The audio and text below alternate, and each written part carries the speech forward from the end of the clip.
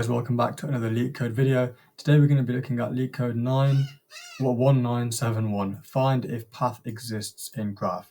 So this is a easy level graph problem, and we're told that there's a bidirectional graph with n vertices where each vertex is labeled from 0 to n-1 inclusive, and the edges in the graph are represented as a 2D integer array edges where each edges I, ui, and vi denote a bidirectional edge between vertex u and vertex v. Every vertex pair is connected by at most one edge and no vertex has an edge to itself, and we have to determine if there's a valid path that exists from the source to vertex destination. So we return true if we're given the destination and there's a path from, in this example, there's a path from 0 to 2. So if there's a path from the source to the destination and it's a bidirectional edge, so a graph, so each node has, there's no direction to which for each of the vertices. So from one vertex to the other, it doesn't have a specific direction. It can go either way. And there are no duplicate edges, there are no self edges, and we're given some constraints. And yeah, let's hop into the code. So with any problem, and we're going to be using TypeScript today, but with any problem, any graph problem that looks kind of like this, we want to start off by creating an adjacency list. So let's create an adjacency list. We'll say we want a two-dimensional array of numbers. So, or actually a two-dimensional array. Yeah, a two-dimensional array of numbers, actually. Yeah, that's true. So we will initialize using the array.from method in JavaScript, or in TypeScript, should I say, and this will allow us to create a shallow array with n number of elements. So let's do that.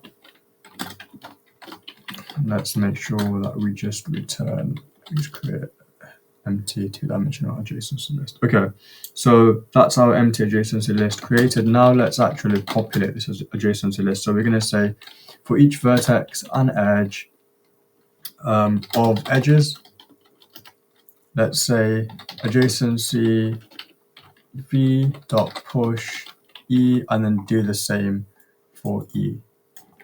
So from one vertex to the other, we're going to make sure we have all the adjacency paths mapped out.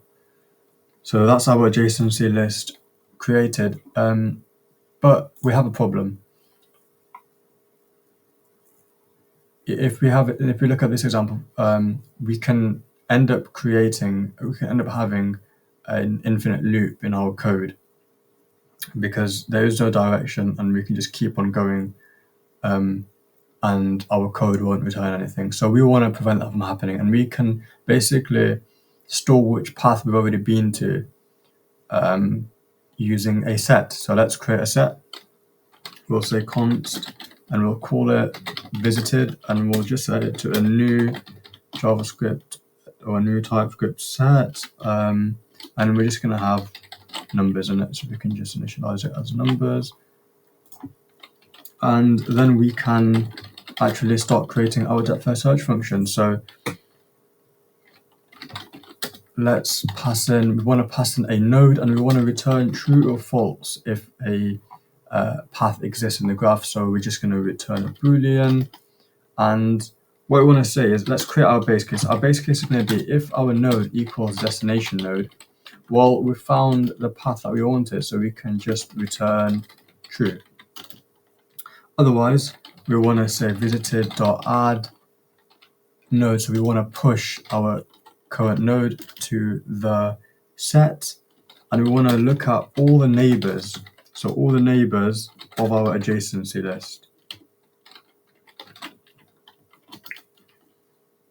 And we want to say if this neighbor is not in our visited set, well, then we can do depth first search on it. So we can say if depth first search neighbor returns true, we can just return true. Otherwise, if we recursively look through the entire graph and we don't return true, so we don't find a node, we don't find our node which equals to our destination, we know that that path does not exist in our graph, so we can just return false. And then we want to call depth first search on our source that we're given this valid path function. So that looks like we've got everything correct. Let's check our code actually works. And we have an issue, cannot find name numbers. Oh, we should have mentioned, change that to number, not numbers. And we pass all 34 test cases. So in terms of time complexity, we're looking at an big O of V plus E, and same with space complexity, and V and E are the number of vertices and the number of edges. So with that being said, I hope you guys enjoyed this video, and I'll catch you in the next one.